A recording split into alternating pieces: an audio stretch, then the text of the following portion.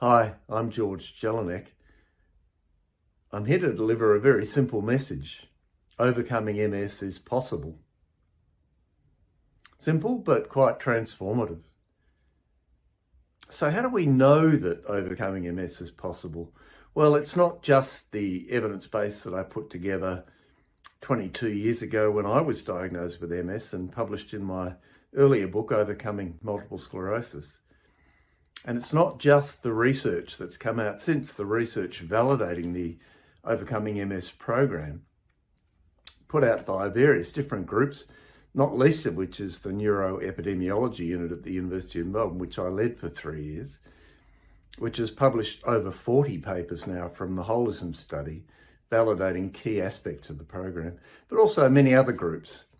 The NARCOMS group in North America, for example, the Danish MS study. Several big international groups have validated key parts of the Overcoming MS program. But it's not just this research base that says it's possible. What we've got now is a whole community of people, tens of thousands of people around the world on the OMS program. And it's their lived experience that tells us that overcoming MS is possible. And now, for the first time, over 50 of them have put pen to paper and put their experiences down and their tips and traps for how to adopt and maintain the OMS program over time into this book, the Overcoming Multiple Sclerosis Handbook.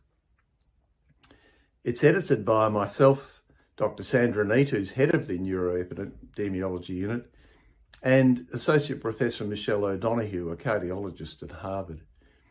But it's the voices in this book, some of whom have written content chapters about really tricky issues like when to disclose the diagnosis, what to do about issues at work, discrimination and so on, pregnancy and childbirth, a number of issues like resilience and mental health that aren't often touched on in most books about MS.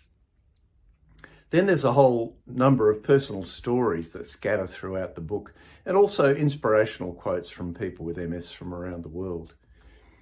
So the book is endorsed by a group of very eminent neurologists inside the front cover, and you can read for yourself what they've got to say about the book and the program.